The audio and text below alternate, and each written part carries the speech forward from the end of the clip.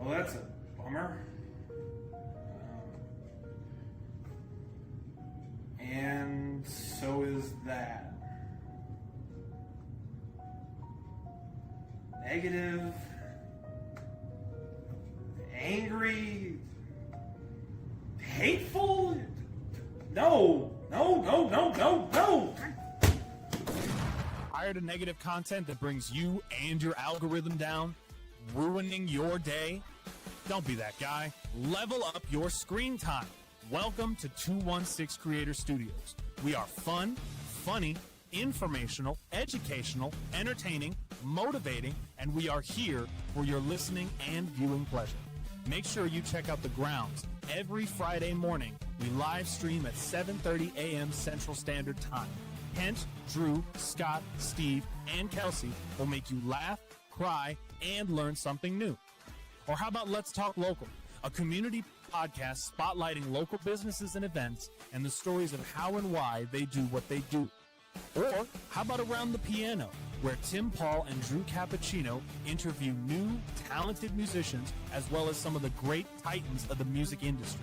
And if none of that strikes your fancy, how about one of my personal favorites, The Stories of the Paranow. Watch as Seabass, and myself research, react, and judge some of the craziest paranormal articles and videos that we can find on the net. And if none of those strike your fancy, we have so many other shows to watch, and we're bringing new ones in all the time. So go to YouTube, 216 Creator Studios, hit that live tab, hit that like button, that share button, that comment button, that subscribe button, ring that bell so that you never miss an episode. Our shows are broadcast on youtube.com/@216thenet/streams. Find us, follow us, and get inspired today. 216 Creator Studios, content that moves you forward.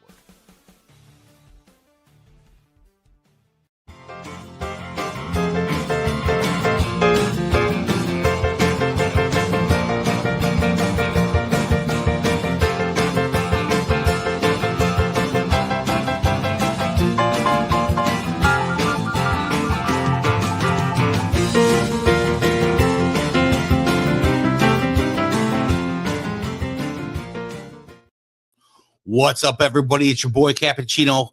Listen, another great episode of Around the Piano. I am not Tim Paul, but listen, we are working on a Saturday today. We have a special guest in studio today, and I couldn't be more excited. So, Tim, sorry to do this without you, my man, but we just wanted to have a little bit of fun. Today, behind the producer's booth, the wizard of the day, Nico Mothop. Nick, what's going on, brother? Hello, doing all right. Just hanging in there.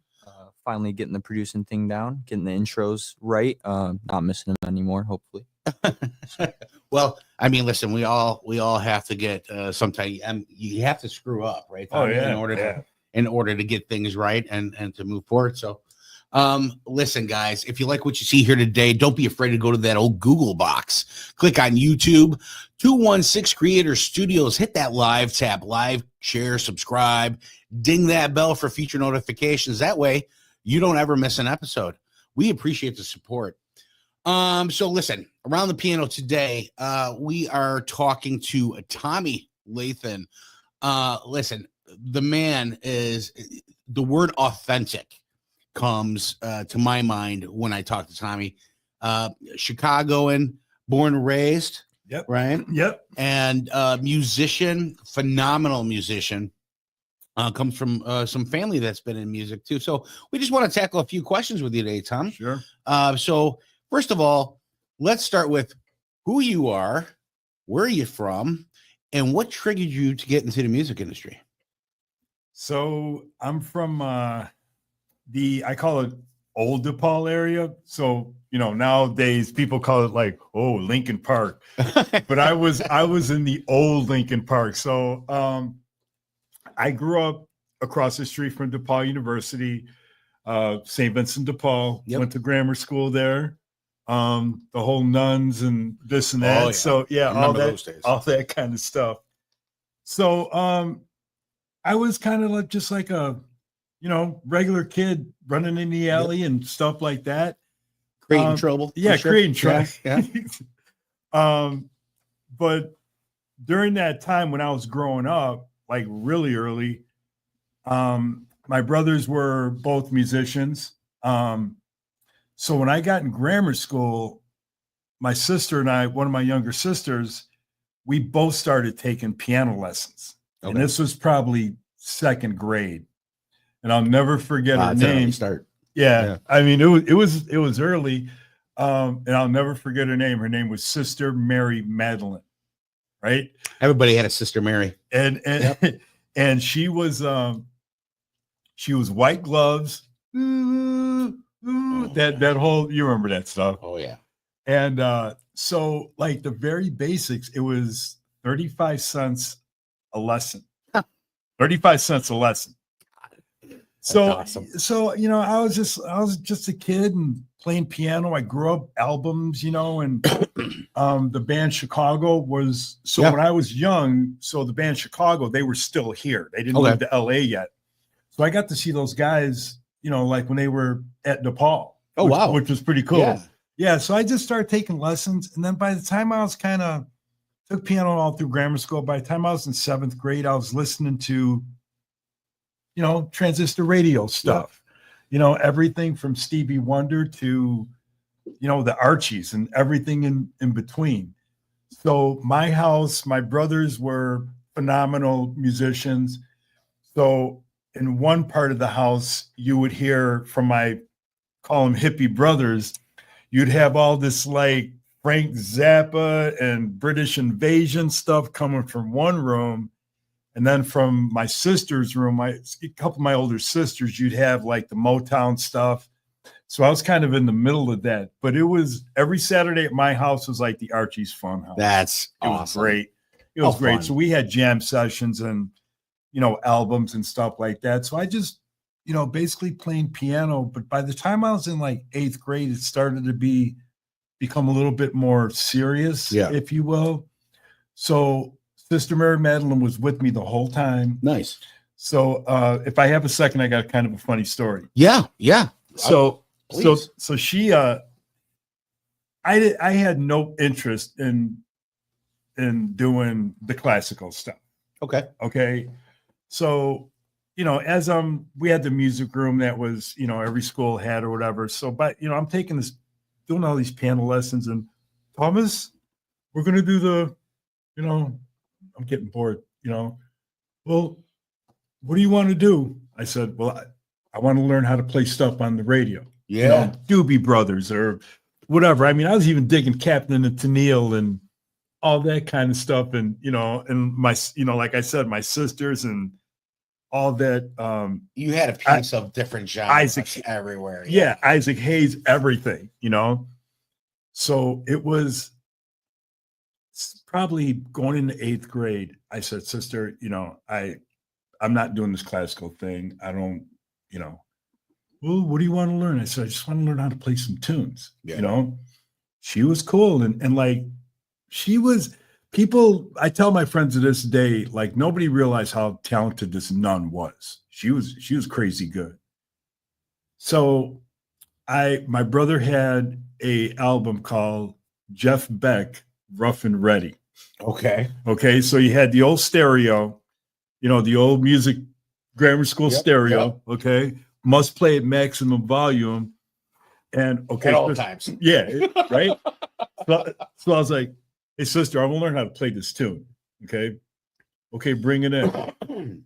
I brought it in. I go, but it's got to be played loud. So I brought it in. And I learned that solo because it was my brother's album, and Jeff Beck's keyboard player is a guy named Max Middleton, and I learned that solo note for note. Wow. So basically, and I knew the song. So I said, okay, sister, I want to learn stuff like this. I cranked it up, banging away at the piano, and I knew that song note for note. She's like, Thomas, turn that down. We are not doing this. I was like, yeah, well, we kind of are. Yeah. But, you know, that's kind of how my whole music thing started. We had instruments in the house all the time. So my brother's bands practiced in the house.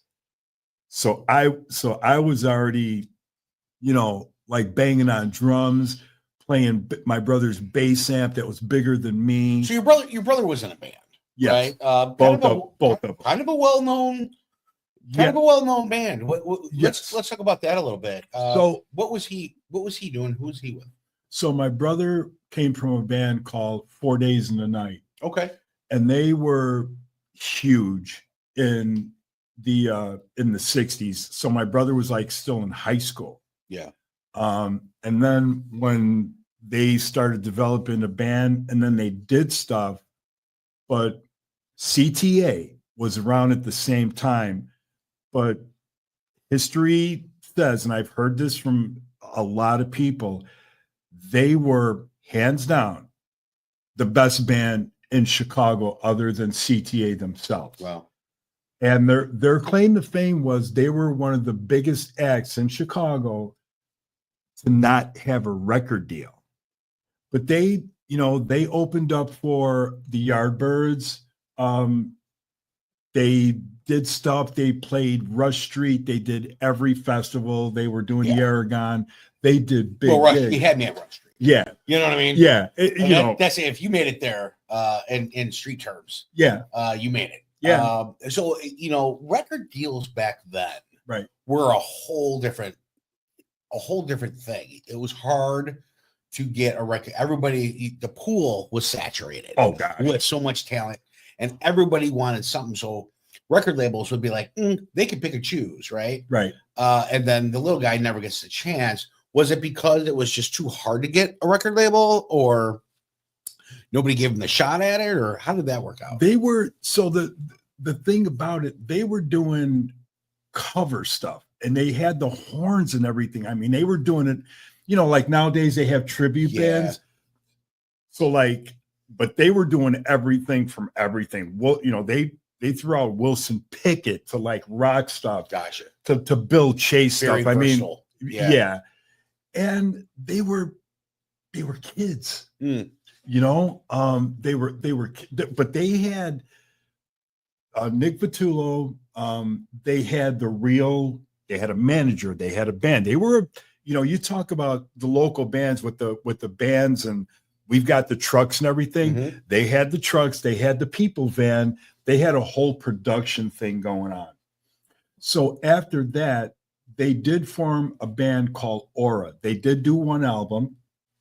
But to get back to your question, it was kind of like they were doing well enough, believe it or not, local, where the album stuff was just going to be too big for them. Gotcha. At the time. I mean, these guys were like 19 and 20. Yeah, they were young. They were young, and to get thrown into the big world.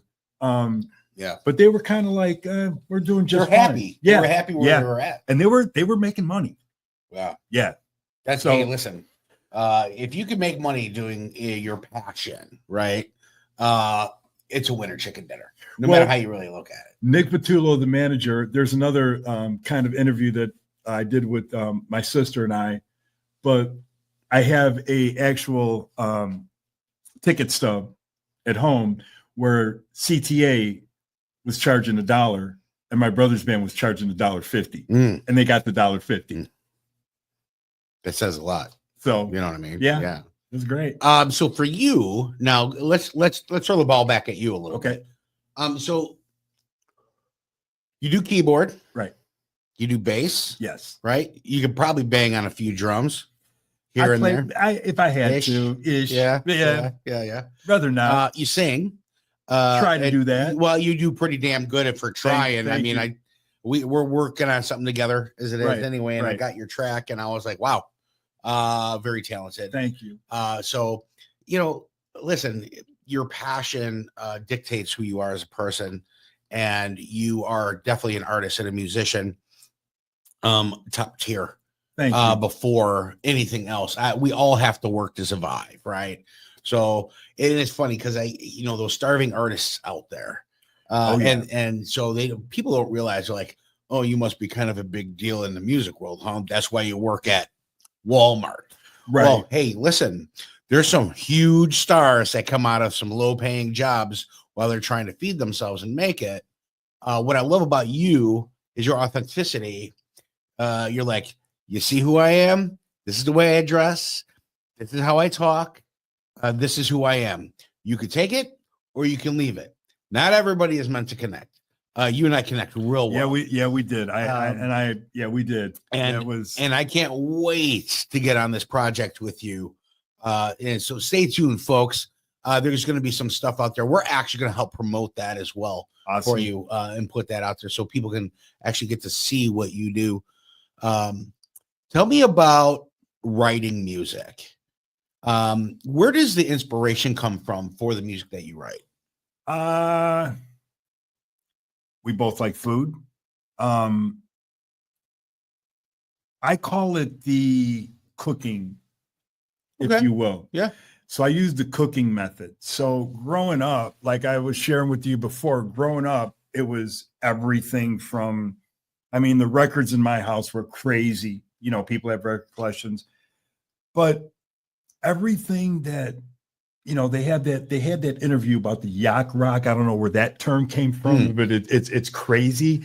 So all that stuff was like, if you listen to 10cc and some of the early AM just radio pop, the Fender Rhodes piano was in everything. Yeah. You know what I mean? It was everywhere. And it caught my attention at an early age, you know?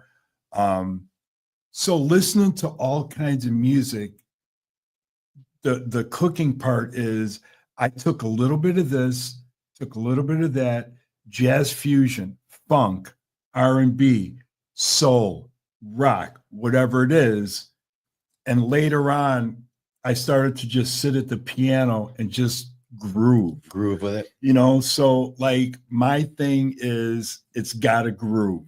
I love you that. know, it's got to groove. It doesn't, if it You doesn't, built the recipe that you know, works. yeah. So you got to get the garlic, the salt, the pepper, you know, the onions and all that. And there you go. I knew you're talking to the right guy. So you have me a garlic. So you have to get all the ingredients. So over the years, and at this point, you know, and I've got other stuff for you to hear that I've written or whatever. Yeah. But that was the cool thing. So I bring that in and I make it my own. So everybody has been an inspiration to me, you know. Yeah. And even, you know, I'll take it even a step further, but I have to, you know, give this guy a shout out. The key, you know, talk about somebody that is innovative and just like ahead of everything. And he's under the radar. But I will say the keyboard player, his name's Larry Dunn in Earth, Wind and Fire, is off the chart, crazy good. And in my opinion, I watch a couple of his interviews and stuff, but he's a huge influence on me. Just his style of playing, you can hear it, but you can't hear him. But if he wasn't there, you'd know it immediately. Well, it definitely tackles my next question, because I was going to ask you, I'm like, what are the mentors out there? You know, who are, I'm sure there's more than one, right? Oh, yeah. Well, give me your top 5. My top 5, Herbie Hancock. Nice. Jeff Lorber Fusion. Stevie. Okay. Larry Dunn. And probably George Duke. Get the hell of a list, man. You know, so like all the old jazz fusion, because I wanted to be Chick Corea. That's another one that got thrown, you know, like the that time I wanted to be Chick Corea so bad. It was just like all that early fusion stuff. You got that taste. But, you got that taste in your mouth, man, after I go see him play live, it'd be like, okay, give that up. But those guys were just influences, you know. That's awesome. Yeah. So what are the next steps, man? What's the next goal? I'm working on some stuff right now.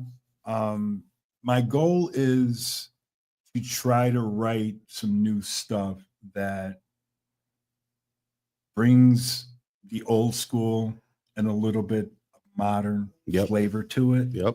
You know, I still do believe that the older generation as far as like the music and stuff, you hear all the stuff that's being sampled now.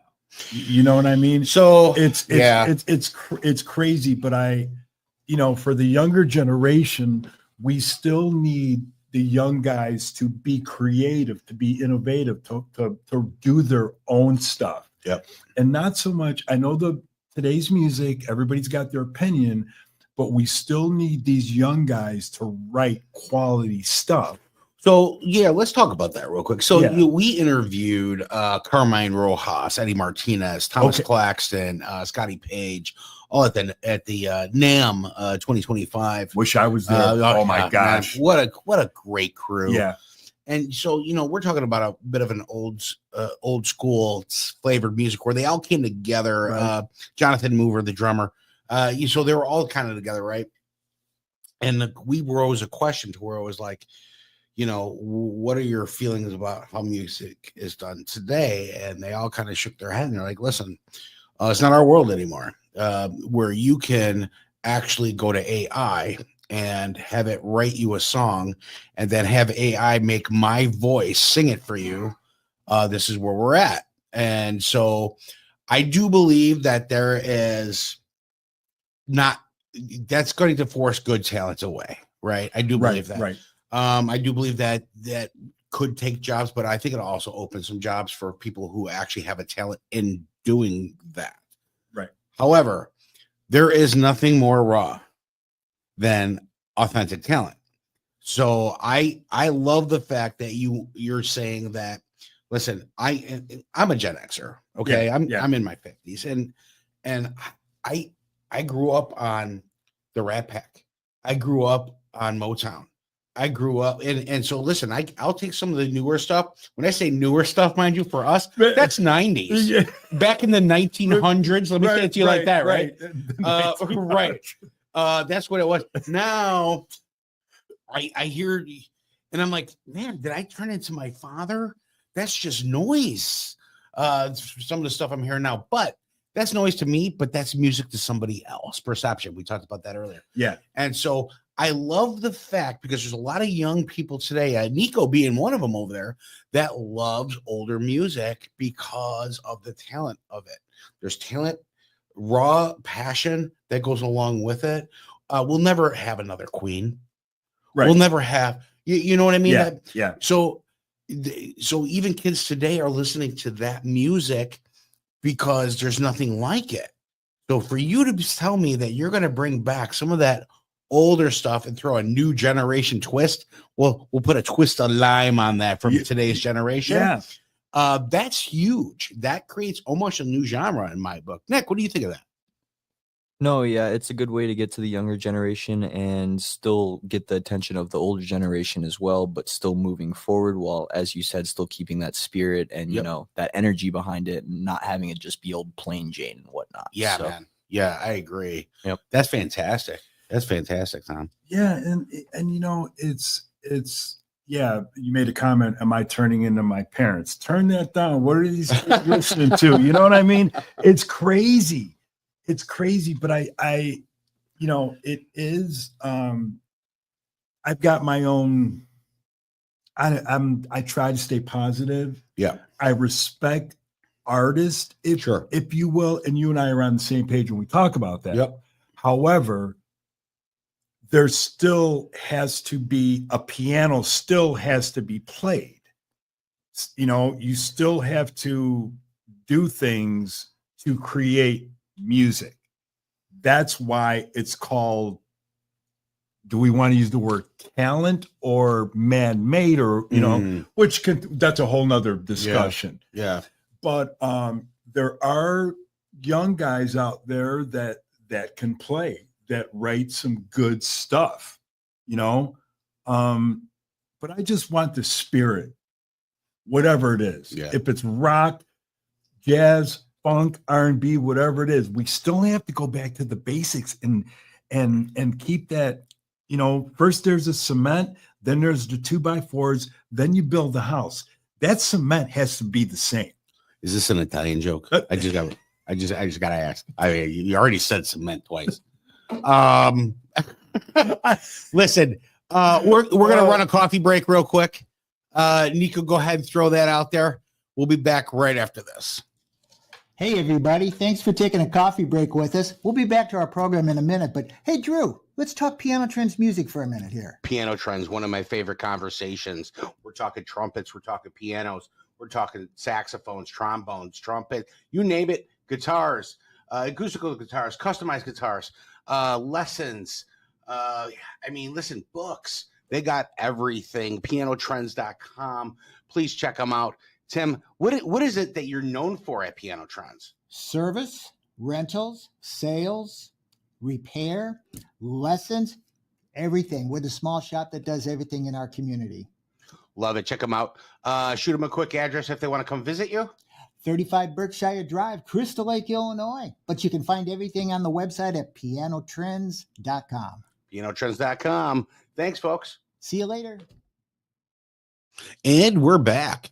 So, a couple more questions for you, and then I'll let you go because I know a busy Saturday for you. Life doesn't stop. It's all good. Yeah. And I do want to say, we were talking earlier, like coming here is what you guys have going on here is truly something special. Oh, thank you. To have me sitting here or whatever, and working on different things and meeting you guys, and from the tour of the shop and everything, it's been nothing but great. And I just want to say, full of gratitude here, and thank you so absolutely. so much. Thank you, sir. We appreciate that. And it won't be. You'll be back. I will be back. Even just to have fun with us. I play. will be back. That's how we do here. We like to build relationships, Tommy. Yeah.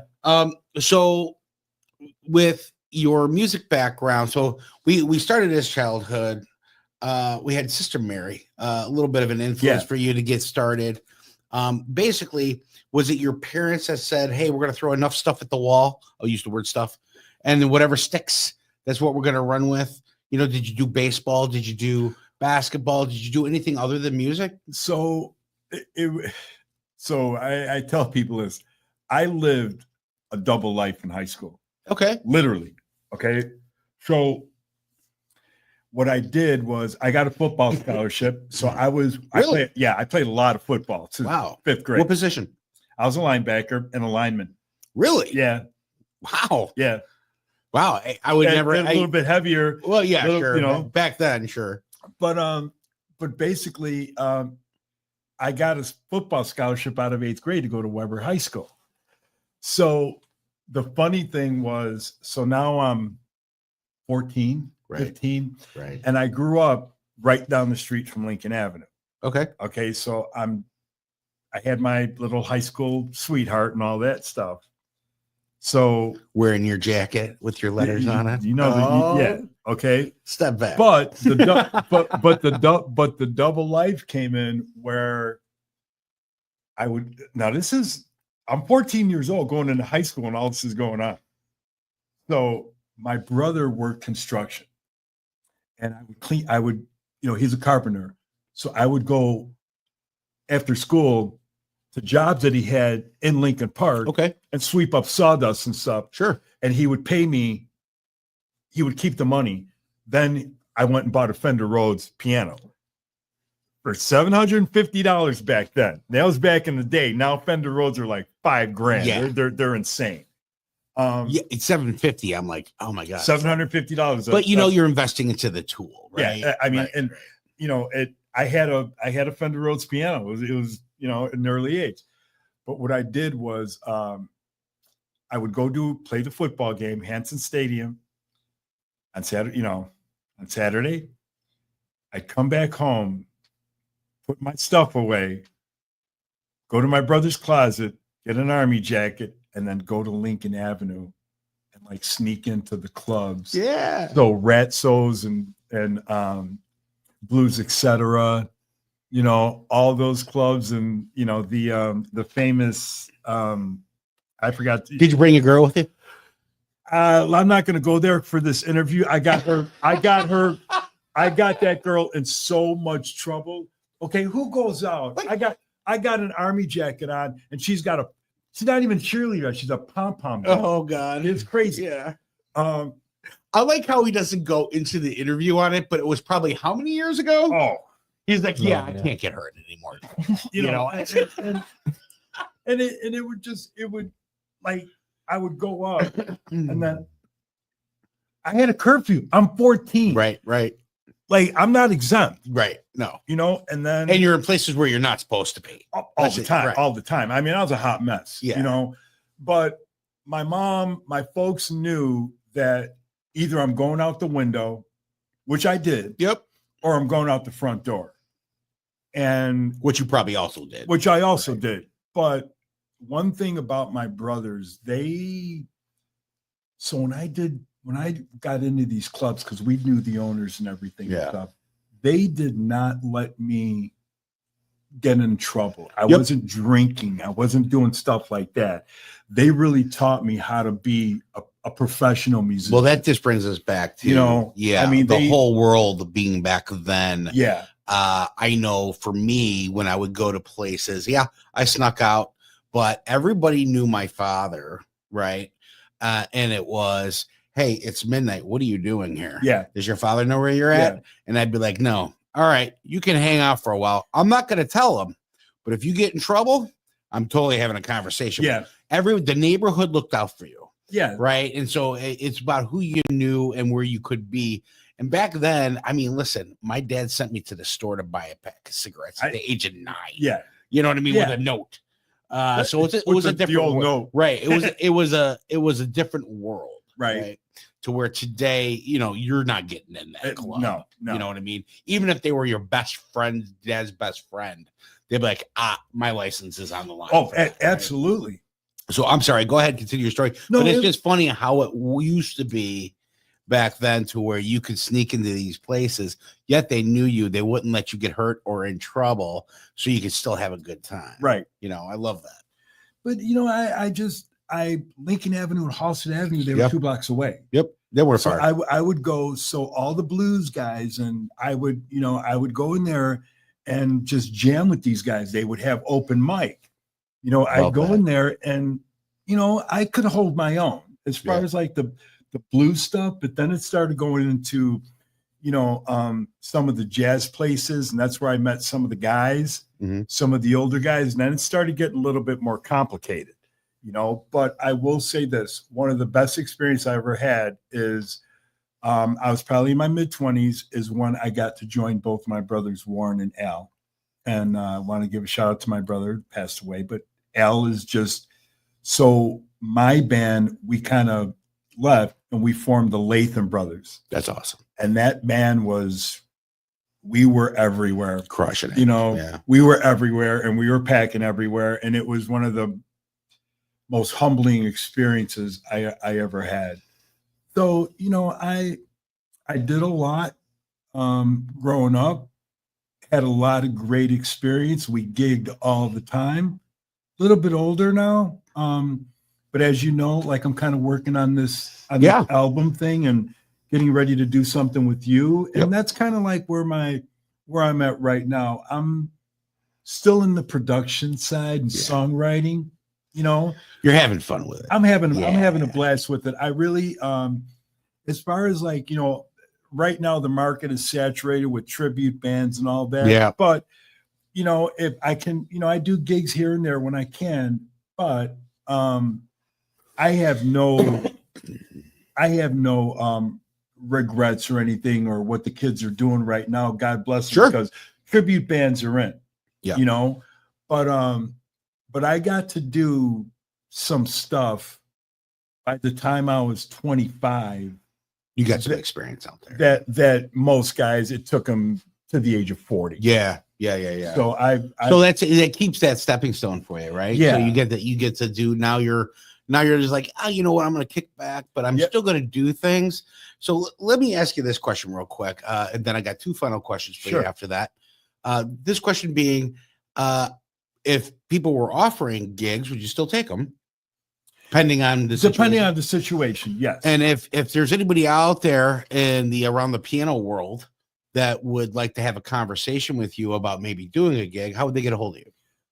Just shoot me an email. My email is Tommy Lathan, Lathan tommy@yahoo.com. Yep. And you'll see that down in the description of this episode.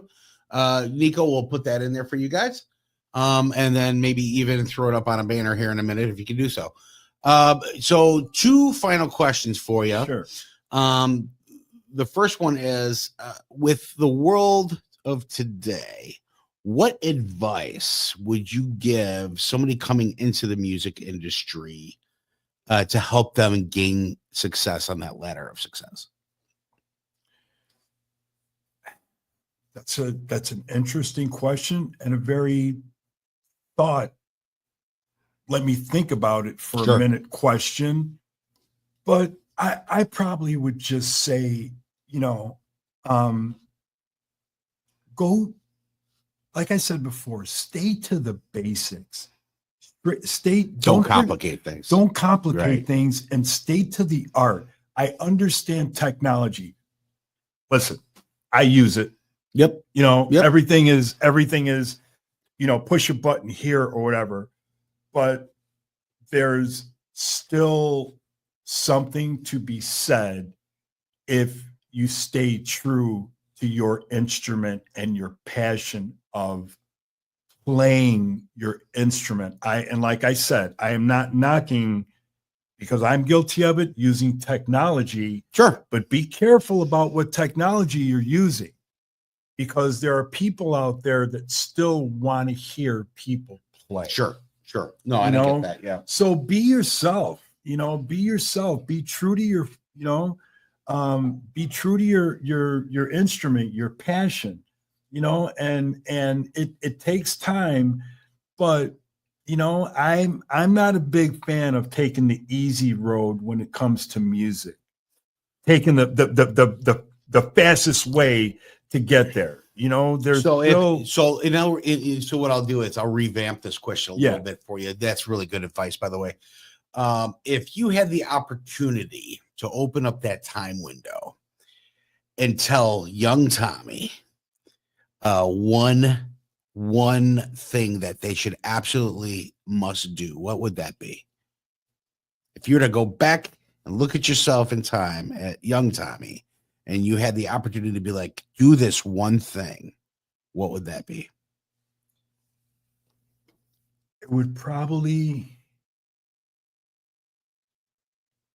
be to master sight reading. Yeah. Reading chord charts. Oh, good advice. Because if that's where your challenge was, right? If I could go to this day, if I can go back and somebody says, hey, I've had guys call me and go, I have a studio session in 2 days. Okay. What is it? You'll find out when you get here. Oh boy. Yeah. You know what I mean? Yeah. So I'm not saying you don't have to note for note or whatever, but to the young guys that are playing, have an idea of, it's funny you should ask that. I'm going to retract that. Okay. Preparation. Preparation. Good answer. Gigs, sight reading, rehearsal, know what you're getting into. Okay. And one of the things, speaking of, not taking up too long, but being in the studio here, be prepared. Yeah. Right. I've seen too many sessions. Well, for 2 guys that said, hey, we're going to throw you at a table last minute after a meeting. That's how we prepare here at 21-6 Creator Studios. But by the whim, But it's like, if you got, for you young guys, if you're getting ready to, back in the day, it was, hey, $20 a piece, guys. We have 2 hours of studio. That's how we're going to do our demo. Right. But if there's any advice, be prepared before you come to an environment like this or something. Make sure your rehearsals, make sure you're tight, you're ready to go. Yeah. Because it's money. Yeah. And that's a good piece of advice. And being unprepared is money. You'd be surprised how that can add up, because I've been in situations, guilty of it, of going, we don't rehearse in the studio. It's not the place. So speaking of technology, pre-production. Yep. Be ready. You can have stuff prepared, even with talk about technology. As much as I was kind of trying to knock it, even with Drew here, I literally, instead of doing it, I brought the music and said, okay, here's the music. Yeah. That's a start. But I still believe in practicing. And sometimes you need to, I say this on every episode of every show I'm on, but if you have the who that knows the how, you already have the how, right? Right. Sometimes that helps out a lot. It might not be your forte of doing certain things, but if you know somebody that it is, why would you not utilize that as part of your arsenal in your tool belt? And listen, I love how you say prepare. The one thing here about 216 Creator Studios, quick plug. Hey, listen, we have a full capable band room here for rehearsals, for live stream, multi-track recordings. We can do just about everything here now. If you are interested in checking out our band room, maybe you can get a quick tour of the studio, reach out to PT at 216creatorstudios.com. Talk to Tim Paul. We can get something on a calendar. You guys can come check it out. If you are a parent at home and are like, I can't handle the drums anymore in my garage, playing up until 11, 12 at night with my son's band, PT at 216creatorstudios.com. We are here to bring you that relief at a very affordable price. We do appreciate anybody and everybody that wants to reach out or even just come check us out. We are open door for that. Set by appointment only. One last question for you. Absolutely. And I have to ask this because this is Tim Paul's final question. And he says it like this. Well, this is the most important question I'm going to ask you today. Okay. What's your favorite cheese? My favorite what? Cheese. Cheese? Yeah. I'm just an American cheese. Yeah. American cheese guy. Nothing too fancy. Nothing too fancy. Goes right on apple pie kind of thing. Yeah. Yeah. My guy. I already like that. Grilled cheese. Oh yeah. Grilled cheese. Old school. Old school. But the toast has, slightly burnt. That blackened crust. It's got number one. And mom always put a little ketchup or hot sauce on the side to dip it in. That's what my mom always did. I take hot sauce everywhere. I'm that guy. I will go to Perry's Steakhouse. Okay. Capitol Grill, whatever. I don't care. Those two places can send their promotional checks to 216 Creator. No, I'm just kidding. Sir, did you just bust out a bottle of hot sauce and put it on the table? Damn Skippy, you did. Yep. Thank you. Yep. That's awesome. And if you don't like it, I can leave your So you got to stay tuned. Hey, listen, folks. We have Roger That Chronicles for veterans by veterans, and we are trying to put together a hot wing competition. So it's Army versus Navy versus Air Force versus Marines. Wow. And we're going to try to make that a segment. We have a local place here that's willing to help us do it. So you are able to bid online to see what branch is going to win that episode.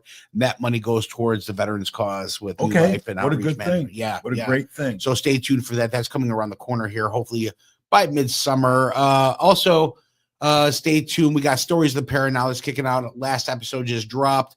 That was a lot of fun. We have a lot of fun with that. We do a lot of reaction videos to paranormal stuff. We have 3 awesome. You see them on most of our advertisements. The young lady and we call Mai, and then we got Tebow and Seabass. They go out and they investigate a few things, or they find these articles, and we have a blast talking about it online. It's a really good time. And stay tuned with Around the Piano. NAMM 2025 live edition will be coming around. We were going to be finalizing our NAMM production. I want to say that Tim and I are probably around that table for good hour and a half, 2 hours going live on that day. Tommy, feel free to come in and hang out with us, man, on that day. That's kind of cool. Also, which Tommy doesn't know, there will be a part 2 of Tommy. Just because I'm sure Tim has some questions for you that we might have missed, or maybe talking about music or something in that. Yeah, fashion. I talked to Tim, and I do, Tim is just, you guys have a great thing going on. Yeah. And I'm so grateful to Tim's family, man, 100%. To know Tim. I mean, he's just been, he's such a sleeper in the industry. But I'm like, how the hell do you know this person? He's like, oh, I tuned their piano. I'm like, he's so humble, and Yeah. it's just like, and you a know, giver. Yeah, He's got a big heart. And he's got giver. he's got a huge heart. And Yeah. the minute I met him, when I walked in the store, just started playing, you know, first day, he's like, hey, we have something here called Lifting Spirits Through Music. Yep. Would you like to play something? I'm like, what are we doing? Oh, yeah. Absolutely. And he just, so I have video on my phone, you know, but Tim's one of those guys. If I call him, he calls me back. Like he's very, Yeah. he's That's what I very, love about him. he's very solid, you Yep. know. He's a follow-through guy. I'm a follow-through guy. Very We get along much so. great. He's Yeah. a great partnership here. Yep. We couldn't be happier with our partnership. And listen, we're taking off to where sky's the limit. And the team that we have here at 21.6 is amazing. We built this network of trustability, accountability, and we are here to pick each other up if falling. Right. Not about me. It's about us. Too so much of we, the we me absolutely going on. love that here. Yeah. Yeah. And you're more than welcome in our house anytime, Tommy. Thank you so much. And like I said, oh my gosh, like We appreciate You know, appreciate you. yeah, I Susan. can- Absolutely. this is vintage. It's this atmosphere. There needs to be more of these. I agree. You know what I mean? I agree. These are to the wayside. This kind of atmosphere is where I came from. Well, and we wanted to give that. You know what I mean? We wanted to give that flavor out there. We're a mix between rustic, 80s, 90s, things that people enjoy. You get to see around here. We have, we have guitars hanging on the wall It's here. great. Then I got comic book stuff hanging on another wall. I got laser tag stuff. I got an old Victrola out there. So it's a little bit of everything Right. of what people enjoy. And listen, when our lights are out, this used to be a laser tag. So this floor pops in a black light. And so when you walk in here, you feel at home, like when you were a kid. We want that feeling here. It's a warm family atmosphere. That's what I was going to say. Yeah. I don't know what else to say. It's No, great. there's nothing else you can't say. Tom, we appreciate it, bud. Thank you. Thank you. Hey, listen, until next time, folks, around the piano, stay tuned. Lots more to come. And Nick will send us out. Say goodbye, Nick. Bye-bye, everyone. Have a good day. That's a very interesting concept, and it's something that I definitely want to explore further. But, first, 216 Creator Studios. If you haven't shared, liked, and subscribed, would like you to do that as soon as this show is over. Like, share, and subscribe to 216 Creator Studios. Guys, let's get back to this. That was a great concert, and